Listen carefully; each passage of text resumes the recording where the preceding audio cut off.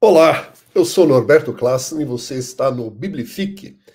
Nós hoje queremos continuar, na verdade, a estudar sobre o livro de Hebreus, mais precisamente um trecho muito especial, uma parte muito especial desse livro que certamente vai edificar as nossas vidas, a vida de cada um de nós, e certamente nos levará a uma dimensão ainda mais intensa e intencional na nossa vida de fé. Eu me refiro ao capítulo 11 de Hebreus, e nós queremos estudar aqui os primeiros 7 versículos. Eu, na verdade, quero dividir esses nossos estudos sobre as pessoas de fé, sobre as quais esse texto nos fala, em partes distintas, e estudar as características de cada um deles conforme as escrituras se apresentam. Então, quero ler com você aqui Hebreus capítulo 11, a partir do versículo 1, diz: Ora, a fé é a certeza das coisas que se esperam, a convicção de fatos que não se veem. Pois pela fé, os antigos obtiveram um bom testemunho. Isso aqui é um termo muito importante para nós. Um bom testemunho. Pela fé, entendemos que foi o universo formado pela palavra de Deus, de maneira que o visível veio a existir das coisas que não aparecem. Continuando o versículo 4, pela fé Abel ofereceu a Deus mais excelente sacrifício do que Caim, pelo que obteve testemunho de ser justo, tendo a aprovação de Deus quanto às suas ofertas. Por meio dela, também mesmo depois de morto, ainda fala. Pela fé, Enoque foi trasladado para não ver a morte. Não foi achado, porque Deus o trasladara, pois antes da sua trasladação obteve testemunho de haver agradado a Deus. De fato, sem fé é impossível agradar a Deus, porquanto é necessário que aquele que se aproxima de Deus creia que ele existe e que se torna galardoador dos que o buscam. Pela fé, não é divinamente inspirado, aliás, instruído acerca de acontecimentos que ainda não se viam, e sendo temente a Deus, aparelhou uma arca, construiu uma arca para a salvação da sua casa, pela qual também condenou o mundo e se tornou herdeiro da justiça que vem da fé. Muito bem, muitas informações nesse texto, eu vou deixar ele de lado aqui, você pode acompanhar na sua versão, muitas informações nesse texto sobre essas três primeiras pessoas de fé, chamados como heróis da fé, que nos edificam, que nos transformam e nos exigem, na verdade, uma postura com relação à nossa própria vida de fé. Nós estamos aprendendo nessa nossa abordagem, nesses nossos estudos sobre o livro de Hebreus, que o objetivo do escritor é exortar cristãos que vieram do judaísmo, que estavam pensando em desistir da vida cristã, especialmente por causa das perseguições que sofriam. E é o caso de muitos cristãos hoje. Muitas pessoas querem desistir simplesmente da vida cristã por acharem que os compromissos e responsabilidade são muito elevados. Então, por toda a extensão da carta, conforme nós já temos estudado anteriormente, argumentos foram sendo listados abordando os mais diversos aspectos que justificam a permanência de uma pessoa no seu estilo de vida cristã, que é justamente o proposto por Cristo. Então, o escritor enumera, por exemplo, que existem melhores promessas. No caso do judaísmo, havia as promessas do Antigo Testamento, da Antiga Aliança, e que agora em Cristo Jesus existem melhores. O sacrifício, o próprio sacerdócio exercido por Jesus, ele é perfeito e muito melhor. A aliança com a qual eu e você nos relacionamos com Deus a partir da obra de Cristo é muito melhor, ela é superior a toda e qualquer outra. E, evidentemente, isso nos leva a uma esperança ainda melhor. Para nós continuarmos, na verdade, complementar todos esses argumentos, o escritor apresenta uma lista de personagens do Antigo Testamento que eram conhecidos dos seus leitores, ou seja, fazem parte da história do próprio judaísmo, da história do povo de Israel, e que fizeram uma opção de viver pela fé, que é justamente a propósito do escritor. Então, ao definir o próprio conceito, ao dar uma definição sobre fé, ele nos resume como sendo que a fé mostra uma realidade daquilo que nós esperamos. Ela nos dá uma convicção de coisas que ainda não vemos. Ou seja, fé basicamente, é uma certeza, uma convicção segura de que aquilo que Deus um dia falou nas suas escrituras irá se cumprir. Um escritor nos diz que fé é confiança naquelas coisas que estão presentes para nós, mas são prometidas na palavra de Deus. Ou seja, corrigindo aqui, fé é confiança naquelas coisas que não estão presentes em nós, é óbvio, não estão presentes em nós, mas que são prometidas pela palavra de Deus. Então, nesta exposição aqui, eu quero mostrar pelo menos 3 personagens que obtiveram um bom testemunho, conforme os versículos iniciais nos dizem. Obtiveram um bom testemunho pelo seu comportamento, pelo seu estilo de vida, demonstrado por meio da fé. Ainda no aspecto introdutório, é muito interessante nós observarmos que o escritor, ele, na verdade, já aborda a primeira pessoa que exerceu fé na sua própria palavra, que foi o próprio Deus, ao criar o universo. Não é? O versículo 3 nos diz que o universo, os mundos, o universo foi formado pela palavra de Deus, de maneira que o visível veio a existir das coisas que não aparecem, ou das coisas invisíveis. Isso é muito interessante nós percebemos, e na verdade é o grande argumento para fundamentar todos os conceitos e todos os exemplos que vão ser dados a seguir. Então, a afirmação de que o universo foi criado pela palavra de Deus é por si só um grande mistério para a própria ciência da humanidade, ou aquilo que se chama como ciência. E ela não consegue explicar ou evidenciar. E aqui começa, na verdade, o grande exercício da fé do cristão, de qualquer pessoa, na verdade. A expressão pela fé, entendemos, demonstra que o conhecimento não é independente da fé. Ou seja, para que alguma declaração, aplicação de um conceito científico do mundo seja validado, há necessariamente crer que aquilo é verdade. Por que eu digo isso? A ciência não pode rejeitar a ideia de que o universo foi formado pela palavra de Deus, porque não depende de uma avaliação de fatos vistos, ou seja, a ciência nunca viu o universo sendo formado. E precisa aceitar a criação pela fé e não por evidências. Ou seja, mesmo que a ciência, dita ciência, o conhecimento do ser humano, da humanidade, declare que não crê na palavra de Deus, ela precisa crer em alguma coisa, porque não há evidências científicas, não há provas visíveis de que o mundo foi formado de acordo com aquilo que eles afirmam. Ora, eu e você, como cristãos, e eu pessoalmente, prefiro acreditar naquilo que a palavra de Deus diz. Ou seja, o universo foi formado pela palavra de Deus. E as provas científicas demonstram que ele ainda está em expansão, ou seja, nós ainda estamos vendo, percebendo agora como que o universo foi criado um dia pelo poder de Deus, pela palavra de Deus. Ora, se Deus, o criador de tudo, foi capaz de criar tudo do nada, que é a expressão, o conceito do ex nihilo, ou seja, não existia nada, e de repente Deus criou, pelo poder da sua palavra, por que ele não seria capaz de chamar pessoas para seus propósitos e sustentá-los mediante um modo de vida, um modus vivendi, fundamentado na sua própria fidelidade e na obediência dessas pessoas? Certamente, esta palavra de Deus é terreno, ou a palavra de Deus é terreno adequado para toda a nossa confiança e a nossa esperança. O que o escritor quer nos propor é que se a palavra de Deus foi suficiente para trazer à existência tudo que existe no universo, toda a criação que é perceptível, que já é do conhecimento da humanidade, e não, ele também é suficiente para nos dar o que nós precisamos. Ou seja, a comparação é absurdamente enorme, majestosa, soberana.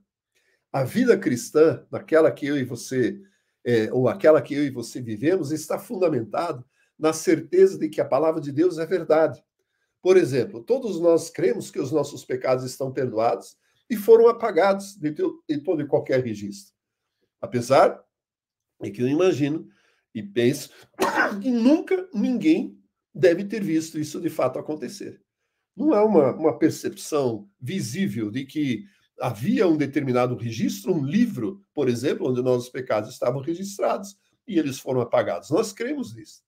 E também cremos que pelo sangue de Cristo nós somos declarados como inocentes, apesar de não termos um registro visível dessa realidade. Assim como também cremos que temos acesso ao trono da graça e da misericórdia, conforme uma expressão que o próprio autor de Hebreus usa, apesar de que ninguém consegue descrever os detalhes desta sala do trono, que deve ser extraordinário. Então, essa comparação, né, esse argumento inicial para introduzir as pessoas que andaram com Deus, que alcançaram um bom testemunho, nos serve de exemplo, de exortação, de encorajamento, para que eu e você também aprendamos com eles. E aprender a viver da maneira como eles viveram. São exemplos de fé, e nós temos aqui um quadro muito amplo, não é, de heróis, de personagens que, como eu já disse, eram conhecidos da história daqueles que estavam lendo a carta de Hebreus pela primeira vez e são também de nosso conhecimento. Então, o primeiro personagem que eu quero mencionar aqui é Abel, não é, filho de Adão e Eva, que trouxe uma oferta de adoração pela fé, conforme o texto nos diz. E nós sabemos pelos registros bíblicos que Abel e Caim foram os primeiros filhos de Adão e Eva. E, no caso, ambos trouxeram uma oferta. Gênesis capítulo 4, versículos 1 em diante, nos traz o registro, ainda que muito sintético, muito resumido, da vida desses dois interessantes personagens, no começo da história da humanidade. E diz assim, Gênesis capítulo 4, versículo 1, coabitou o homem com Eva, sua mulher, e esta concebeu e deu à luz a Caim. Então disse, adquiri um varão com o auxílio do Senhor. Depois deu à luz a Abel, seu irmão. Abel foi pastor de ovelhas e Caim lavrador. Aconteceu que no fim de uns tempos trouxe Caim do fruto da terra uma oferta do Senhor. Abel, por sua vez, trouxe das primícias do seu rebanho e da gordura desse. Agradou-se o Senhor de Abel e da sua oferta, ao passo que de Caim da sua oferta não se agradou. Irou-se, pois, sobremaneira Caim e descaiu-lhe o semblante. Então lhe disse o Senhor, por que andas irado e por que descaiu o teu semblante? Se procederes bem, não é certo que serás aceito. Se todavia procederes mal, eis que o pecado jaz à porta, e o seu desejo será contra ti, mas cumpre, ou sobre ele, deve dominá-lo. Cumpre dominá-lo. Muito bem. Temos aqui um relato, ainda que muito resumido, e que nos leva a diversas perguntas, né? A diversas perguntas e nem temos respostas adequadas para isto, provavelmente. Deus nos informa que Abel ofereceu das primícias do seu rebanho e das gorduras deste. Ou seja, a oferta de sangue é, talvez, só talvez, o fruto do aprendizado de Adão e Eva. E o primeiro sacrifício de sangue feito pelo próprio Deus para prover as vestimentas de pele. Você deve lembrar o registro histórico da presença de Adão e Eva no paraíso, no jardim do Éden, e de repente eles, por causa da sua desobediência, se viram nus, sentiram vergonha e procuraram colocar alguma roupa, algumas vestes feitas com folha de figueira. E o Senhor se apresentou e deu a eles roupas, vestes de peles. Isso nos leva a pensar, e por inferência, de que houve um sacrifício de algum animal, não é, que proveu essas peles, essa veste de pele, e o sacrifício desse animal, evidentemente, engloba conhecermos ou deduzirmos, concluirmos que houve um sacrifício de sangue. Então, é sobre esse aspecto aqui que talvez a oferta de sangue que Abel trouxe das primícias do seu rebanho está relacionado, né? Primícia e gordura relaciona-se, segundo a palavra do hebraico, para aquilo que é melhor, aquilo que é escolhido. Ou seja, Abel trouxe do que tinha de melhor e procurou verdadeiramente agradar a Deus, talvez por um exemplo que aprendeu dos próprios pais. Enquanto isso, Caim ofereceu o fruto do seu trabalho, o seu árduo trabalho. E aqui já há uma distinção de como a humanidade se desenvolveu no que diz respeito ao seu próprio sustento, ou seja, era pecuária e agricultura. Então, Caim se tornou agricultor e Abel um pecuarista, criador de rebanhos. Caim ofereceu o fruto do seu trabalho, que é, para nós aqui, uma figura do esforço e da justiça própria. Ou seja, Caim tinha uma religião aparentemente baseada no mérito e no esforço pessoal. Ou seja, nós não podemos provar, mas a impressão que se dá é que Caim, quando oferece os frutos da terra, estava dizendo: Deus, olha aqui o resultado do meu esforço. Aqui é o resultado do meu mérito, do meu trabalho, da minha dedicação. Talvez, na oferta de Caim, houvesse um pouco de esforço humano da busca de agradar a Deus pelos próprios méritos. Volto a dizer, temos pouquíssimas informações e o texto e a Bíblia, em momento algum, nos fala por que a oferta de Caim não foi aceita. Caim, desta forma, pertencia, então, segundo estudiosos que eu consultei aqui, à própria cultura do mundo que já estava, de certa forma, por causa do pecado da desobediência de Adão e Eva, envolvida ou começando a viver naquilo que nós chamamos de maligno. Ou seja, é bem possível que Caim tenha matado Abel por inveja, razão pela qual o texto fala, e Deus o chama a atenção, esse semblante descaído. Ou seja, a expressão inveja, né, ou a expressão semblante caído, leva-nos ao termo inveja tão detalhado nas Escrituras, por exemplo, em Provérbios. E a sua potência, a sua malignidade, a sua capacidade de produzir ira, né, contendas, crueldade, enfim. Então Deus atentou para o sangue da oferta de Abel e rejeitou a oferta daquilo que era bonito, do senso estético, né, e a oferta de aparência de Caim. Abel ofereceu o sacrifício de sangue necessário para ser aceito por Deus, demonstrando desta forma uma fé, crença necessária para alcançar a justificação, ou seja, uma declaração de inocência diante de Deus. A oferta do trabalho seria aceita depois da oferta de sangue. Eu já explico isso melhor. Quero detalhar aqui, ou dar algumas informações primeiramente.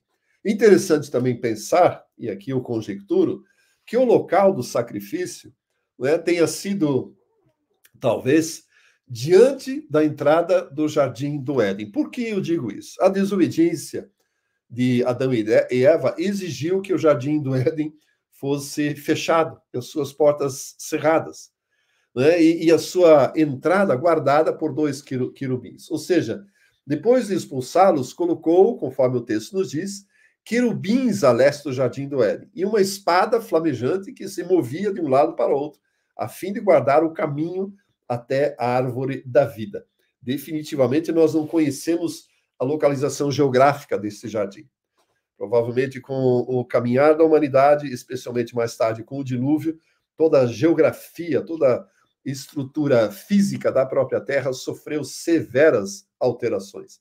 Então, não podemos pensar. Agora, fato é que a Bíblia nos informa que ao Oriente, ou seja, para a direção do nascer do sol, que era a entrada do jardim, Deus colocou 2 guardas, 2 guardiões. Curiosamente, ao estudarmos o tabernáculo de Moisés, que foi séculos mais tarde construído no deserto, sob a instrução do próprio Deus, para Moisés, no caso, o tabernáculo, a entrada do tabernáculo também tinha que estar voltada para o Oriente, ou seja, para o leste. E a presença de Deus, a glória de Deus, sobre o propiciatório, sobre a arca da aliança, também era guardada por 2 anjos, ou figuras de 2 anjos. E a própria entrada do tabernáculo, o véu, ou no véu, haviam anjos bordados, né, como ser guardados por querubins. Ou seja, a referência da entrada para a presença de Deus, né, que agora está cerrada, impedida para que a humanidade possa vir, corrigindo, a humanidade não pode entrar mais na presença de Deus pelos seus próprios meios, pela vontade própria. Precisa agora obedecer aos critérios da própria palavra de Deus e às instruções do próprio Deus. Então, é possível que após o pecado, né, de Adão e Eva, e que eles foram expulsos, a saudade, o desejo de ter comunhão tão gostosa, tão boa com o Criador, com o Pai Celestial, levava este primeiro casal à entrada do jardim, mesmo não podendo entrar, não podendo adentrar e usufruir dessa comunhão. Mas eu posso imaginar que era ali que eles ofereciam os seus sacrifícios, as suas ofertas, que certamente receberam como lição ainda no jardim do Éden. Então foi no caminho guardado em meio a esses querubins que eles vinham com sacrifício de sangue. E é provavelmente onde Caim e Abel também vieram, um com o sacrifício de sangue e o outro com uma oferta representando as suas obras. O texto nos diz, no versículo 4, que a oferta ainda fala pelo seu exemplo. E é aqui que nós precisamos prestar atenção. A oferta de fé de Abel é o exemplo para demonstrar a nossa necessidade de aceitarmos o sacrifício de Cristo, o sacrifício primário a nosso favor, para a nossa justificação, para depois apresentarmos os frutos do nosso trabalho. Eu sei que isso já é um tema recorrente aqui no Biblifique, em que nós falamos da inutilidade, da inoperância das obras de justiça própria, do esforço próprio para tentar agradar a Deus. Nós precisamos definitivamente aprender, e é esse o exemplo que a oferta de Abel nos mostra, que podemos e devemos depender da obra de Deus em Cristo Jesus a nosso favor para permitir o nosso acesso ao trono da graça e da misericórdia. O sangue afastou a ira de Deus porque aponta, já naqueles dias, para a futura cruz de Cristo. E com base nisso, Deus recebeu, então, a oferta de Abel. Curiosidade ainda é que Abel foi a primeira pessoa, uma vez morta, assassinada por Caim, a adentrar na eternidade pelo sangue do futuro sacrifício de Cristo, pois foi considerado justificado pela fé. Esse é um mistério que a eternidade vai nos responder. Definitivamente não há respostas satisfatórias na Bíblia. Se eu e você hoje somos justificados pela nossa fé na obra de Cristo, como personagens antigos receberam a mesma justificação se Cristo só veio séculos mais tarde? Pois bem, a Bíblia nos conta, o escritor dos Hebreus nos atesta que esses personagens, ou alguns deles, foram justificados pela sua fé. E eu penso no exercício da fé desses homens, por exemplo, Abel, de crer que de fato ele estava agradando a Deus ao oferecer primícias do seu rebanho e derramar o sangue, ou seja, o valor do sangue era extremamente precioso, caro, já naqueles tempos dos primórdios da humanidade. Talvez até hoje seja mais difícil compreendermos, porque nos afastamos cada vez mais daquela realidade. Enquanto que Adão e Eva e os seus sucessores próximos aprenderam como fazer, né? E valorizavam aquilo que Deus havia feito com eles a partir do Jardim do Éden, ou seja, não extingui-los, não acabar com a humanidade por causa do seu erro, mas permitir que pelo sacrifício de sangue a justiça de Deus fosse satisfeita e eles pudessem continuar vivendo, ainda que ausentes ou expulsos do jardim. Fato é que hoje, se nós aplicarmos aos nossos dias, muitas pessoas participam de cultos e outras atividades, e isso não é prova de que são cristãos autênticos. É possível ter, conforme Paulo nos exorta, ou exorta o seu filho na fé, Timóteo, ter uma forma de piedade e ainda assim jamais experimentar o poder da salvação em Cristo Jesus. Ou seja, são cristãos nominais, praticantes de obras de justiça e não aceitam, não creem na obra suficiente de Cristo Jesus como Salvador. Ou seja, é um coração submisso e puro que deve ofertar e trazer algo diante de Deus para se tornar aceitável diante de Deus.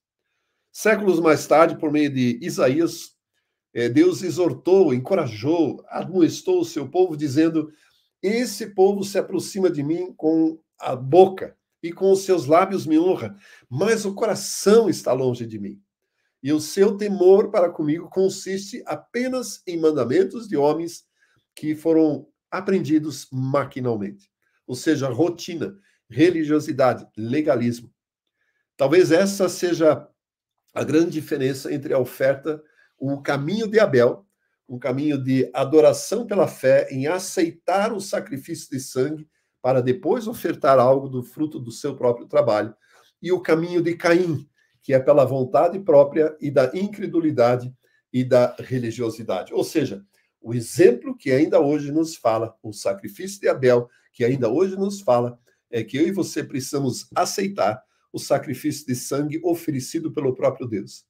A justificação que vem para a nossa realidade por meio do sacrifício da obra de Cristo Jesus, para depois, então, seguirmos adiante e ofertarmos aquilo que é o fruto do nosso trabalho.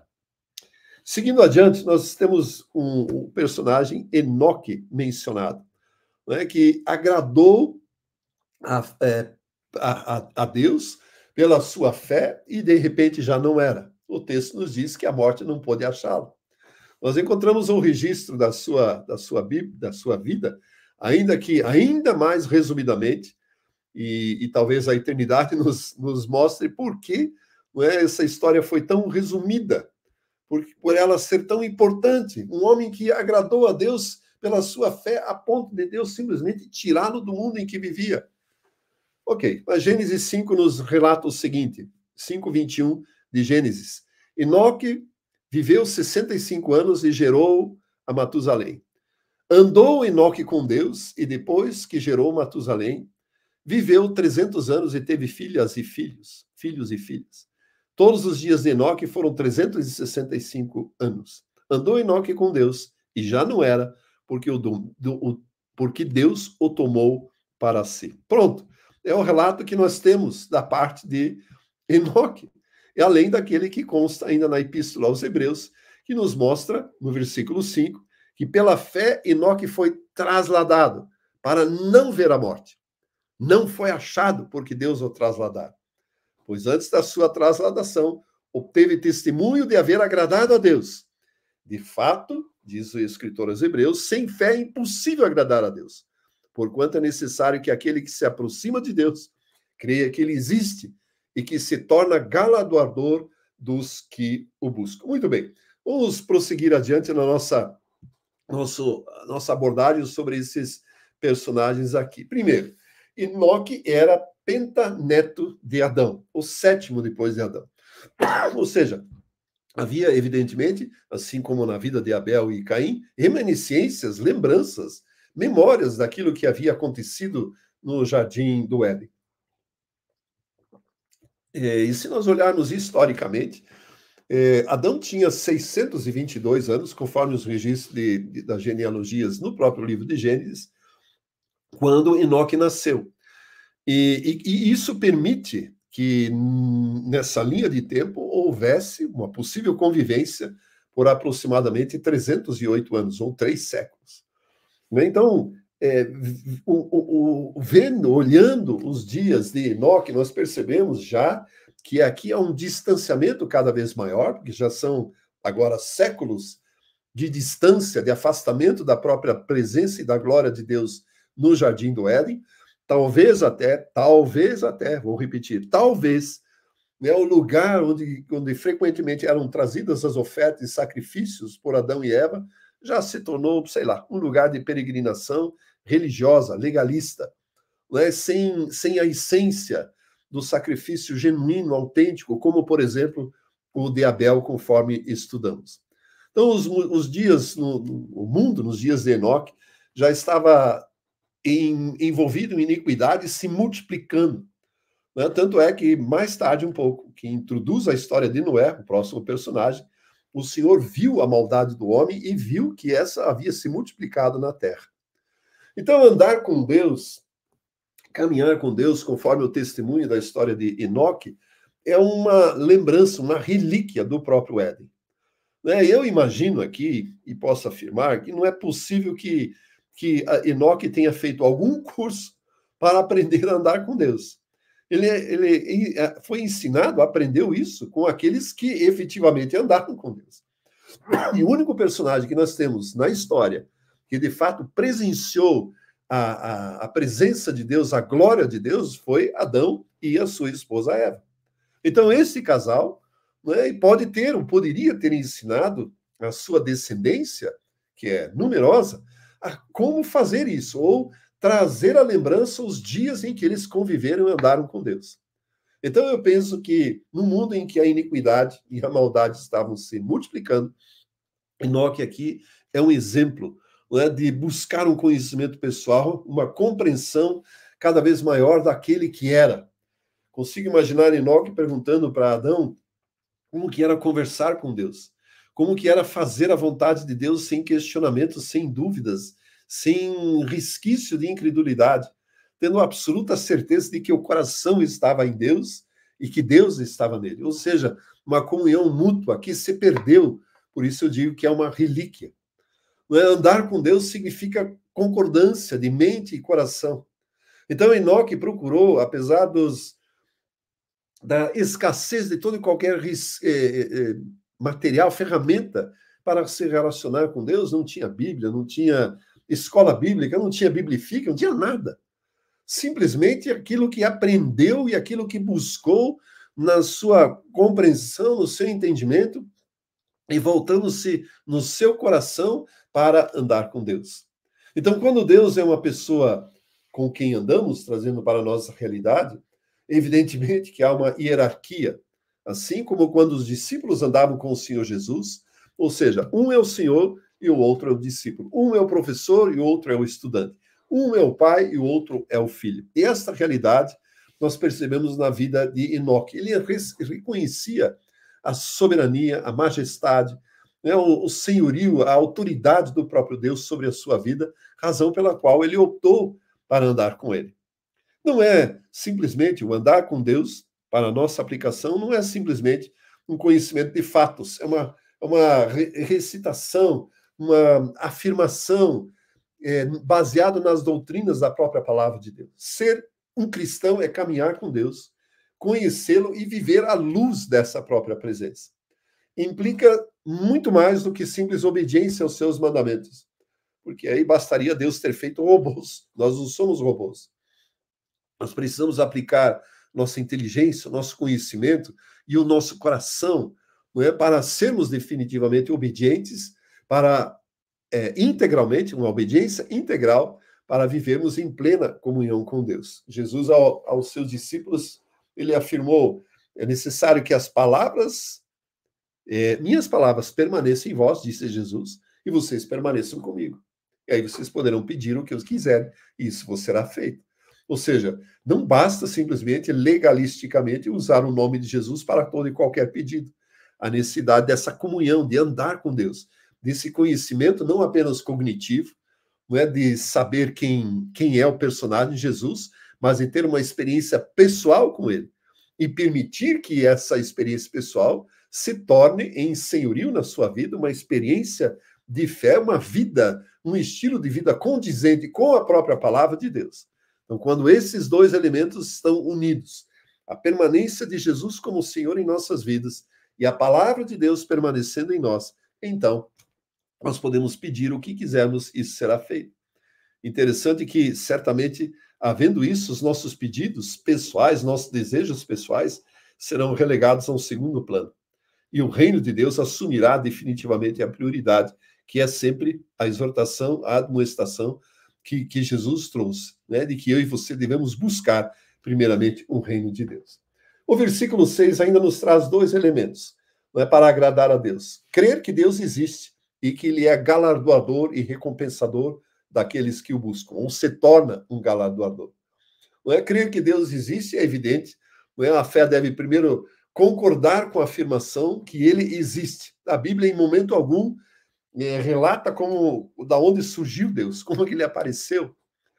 Simplesmente parte já da premissa de que nós aceitamos a existência de um soberano Deus, um soberano Criador, um ser que é absolutamente majestoso, que detém todo o poder e toda a autoridade.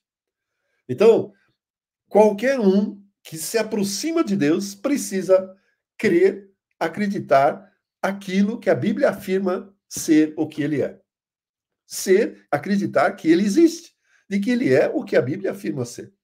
Depois, acreditar que existe uma recompensa para tudo isso. Eu já fui questionado várias vezes e eu já me perguntei, qual seria a recompensa que Deus tem para mim? Eu, convivendo com filhos e netos, especialmente agora, os meus anos de vida com o neto, eles aguardam, assim, uma recompensa, um prêmio por alguma coisa que fazem, alguma coisa que a oma ou a vovó aqui promete. Olha, se você fizer isso, você vai ganhar isso. E os olhos brilham pela recompensa. E, de certa forma, o ser humano cresce, se desenvolve na sua própria vida, pensando nesse tipo de mérito.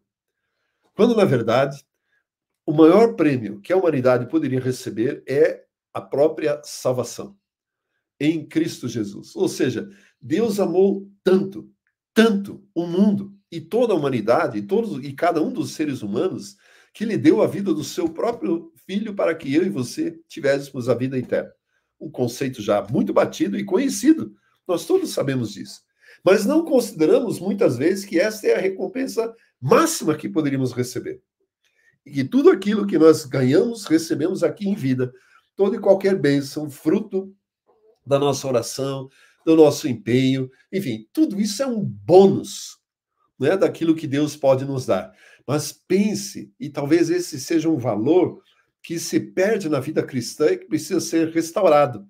E nós temos falado muitas vezes sobre isso, que é a consciência da eternidade nos nossos corações. Nós não viveremos sobre esta terra para sempre. Existe uma eternidade à nossa disposição, que precisa ser valorizada, buscada e considerada como o prêmio máximo, a recompensa máxima que este Deus extraordinário pode nos conceder. Muito bem, o texto ainda nos fala a respeito de Noé, nos versículos seguintes, nos versículos 7 e 8, aliás, 7 e 8, ele diz, pela fé, divinamente instruído acerca do acontecimento que ainda não viam, e sendo temente a Deus, aparelhou, construiu uma arca para a salvação da sua casa, pela qual condenou o mundo e se tornou herdeiro da justiça. Muito bem. A história de Noé talvez seja uma das mais conhecidas de toda a Bíblia, não é? Pela sua influência e pelo estrago que a sua fé causou. Eu digo isso porque o texto nos diz que Noé condenou toda a humanidade pela sua própria fé, pela sua própria justiça. Agora, as situações que envolvem a sua história são inéditas e eu quero chamar a atenção para isso. Noé, por exemplo, demonstrou a sua fé em coisas que nunca haviam sido vistas. Nem chuva, nem barco ou arca. Não é? O navio que ele construiu ali. Nunca ninguém tinha visto sobre isso. Nunca havia chovido sobre a terra. Eu penso como foi isso, como receber essa instrução a respeito dessa arca, com todas as suas dimensões, e simplesmente Noé começou a trabalhar. Ou seja, a sua fé está relacionada ao trabalho. Né? Isso mostra que a fé em coisas não vistas é o mesmo que a fé na palavra de Deus, a mesma fé nas promessas de Deus. Coloque-se no lugar de Noé. Se de repente está lá vivendo a sua vida e de repente Deus surge, né, aparece, não sei de que forma, simplesmente para nos desafiar, olha, você vai construir um barco no meio do nada, no campo, não é numa serra qualquer, onde há madeira abundante para construir, para obedecer às recomendações que Deus havia dado. E Noé recebeu e aceitou as instruções para a construção simplesmente pela fé, por revelação ou por uma comunhão especial de Deus. E aí, mais uma vez, eu me remeto a talvez instruções, o modelo, o exemplo que ele recebeu dos seus próprios antepassados. Porque Noé não se deixou corromper pela humanidade que vivia à sua volta, que a essa altura da história já estava muito corrompida. Deus confiou a Noé a construção de uma arca, inclusive para salvar o restante da própria humanidade e dos animais que seriam destruídos, ou toda a humanidade, ou toda a terra, passaria por uma profunda, radical transformação. Quando pensamos na arca e suas dimensões, nós podemos pensar em algo extraordinariamente grande. Se nós calcularmos as dimensões e a metragem, nós chegamos a 9.000 e tantos metros quadrados, ou seja, cabia muita gente, muitos animais. Como eles sobreviveram por um ano, não sabemos. O que eles comeram, não sabemos. Como que era o barulho nessa arca, não sabemos. Nós simplesmente recebemos a história e acreditamos nela. Porque Deus é Deus e ele saberia como fazer. Né? Muito provavelmente os animais que Deus enviou para a arca, né, eram menores, filhotes, dormiram, hibernaram, sei lá. Fato é que nós precisamos pegar o exemplo de fé né, e aplicar em nossas vidas.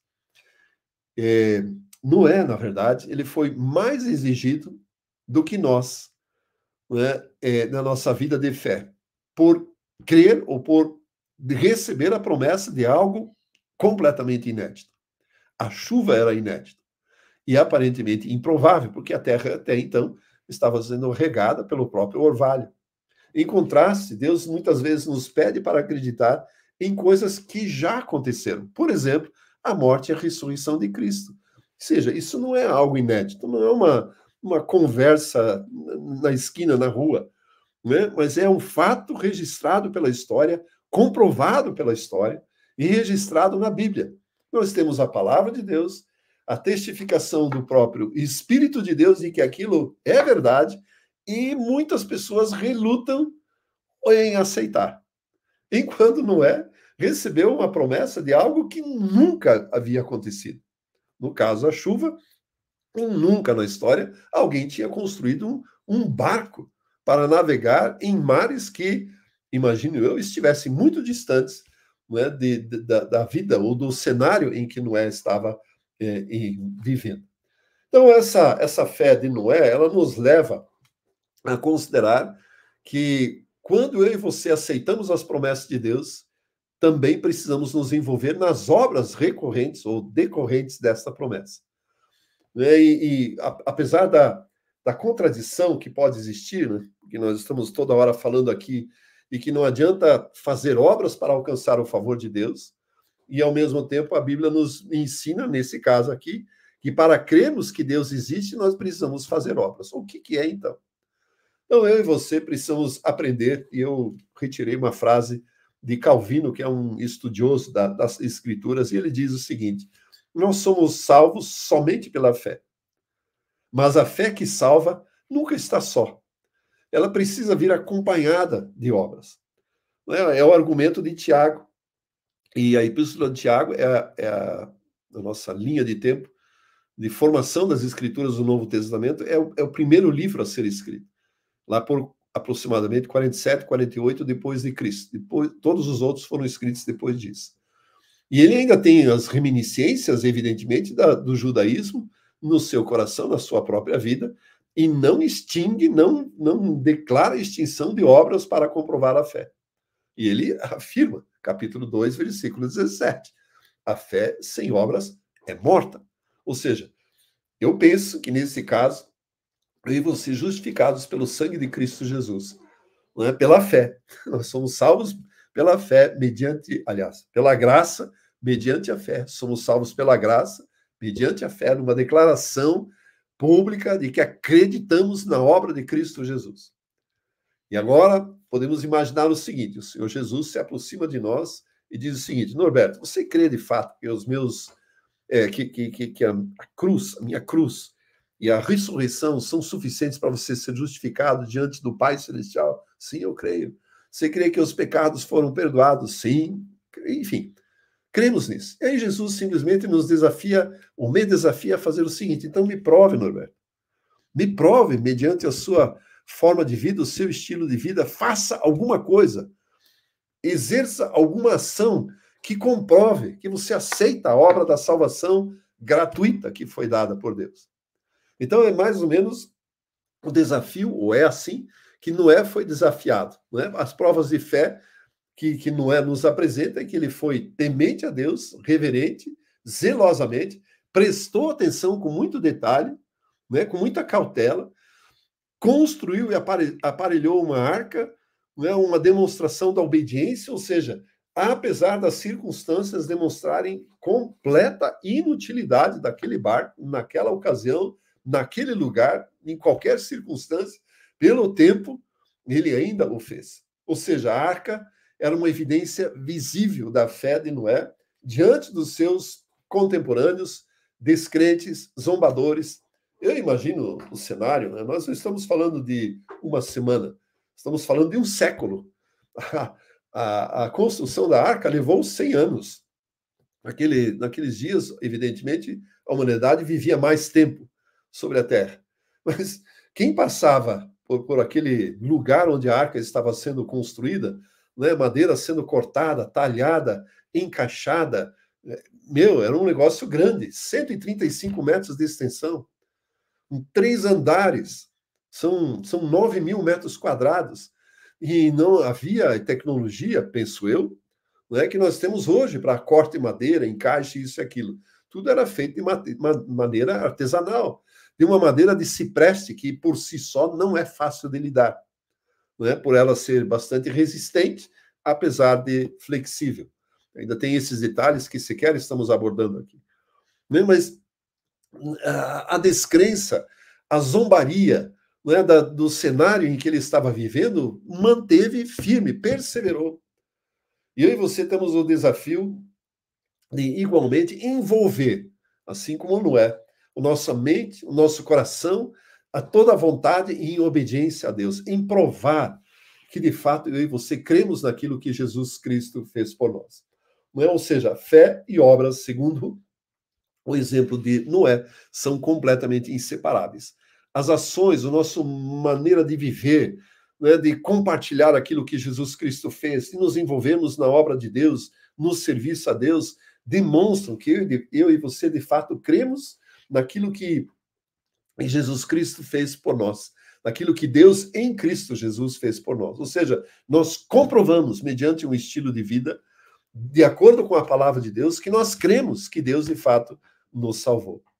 E o resultado disso é que Noé, com o seu comportamento, com a sua integridade, com a sua vida crendo naquilo que Deus havia feito, né, envolvendo família, inclusive. Ele precisava ter convencido a esposa, filhos e noras de que aquilo que eles estavam fazendo era um projeto de Deus, do Criador do universo. Não era algo que saiu da sua cabeça. Eu fico imaginando as lutas que esse homem enfrentou. Né? Por outro lado, Noé condenou todo mundo. Pedro escreve que Deus não poupou o mundo antigo, mas preservou Noé como um pregador da justiça. E outras 7 pessoas, que é a sua família, quando fez vir o dilúvio sobre o mundo dos ímpios. Eu imagino que Noé não necessariamente era um pregador de púlpito, mas as suas ações mostraram a justiça de Deus. A sua forma de vida, o seu estilo de vida em continuamente continuar, a redundância vale, continuar perseverando na construção de algo que até então era inédito, o fez se tornar um pregador da justiça de Deus. Ou seja, sem palavras, mas com a sua obediência rigorosa às instruções de Deus. Demonstrou perseverança apesar da zombaria e da indiferença. E esse é o nosso grande desafio. De repente, nós somos desafiados por Deus a fazer algumas coisas, fazer algumas ações que, de fato, vão levar à zombaria, à descrença, né, de outras perseverança, à chacota de achar que nós somos loucos, fanáticos, mas a nossa obediência precisa ser manter perseverante. Né? Para que eu e você, de fato, nos tornemos herdeiros da justiça, assim como Noé. Não é? A expressão herdeiro da justiça aqui conecta Noé com aqueles que, pela obra de Cristo, alcançaram a justiça. Por isso, nós somos considerados justificados pela fé. De repente, essas histórias são exemplos de como, de fato, se concretiza perseverantemente a justiça ou a justificação pela fé, conforme o Novo Testamento nos ensina. Conforme eu já disse e várias vezes, aqueles personagens não tinham os recursos que nós temos à disposição. Nós temos cultos, escolas bíblicas, Biblifique, Bíblia, Espírito Santo, um monte de recursos para estudar a Bíblia. Aqueles homens simplesmente acreditaram naquilo que Deus havia dito. E por isso se tornaram pessoas de fé, aprovados por Deus, que alcançaram um bom testemunho. Em resumo e concluindo, os 3 personagens aqui nos revelam aspectos interessantes pela fé. Abel, por meio dos seus sacrifícios de adoração, ou seja, a fé na adoração por aquilo que Deus representa, por aquilo que ele é, e não necessariamente por aquilo que ele faz e pode nos dar. Enoque nos ensina um caminho para andar com Deus, em comunhão plena com Deus. E Noé nos aponta para as obras de obediência necessárias para comprovar a nossa fé.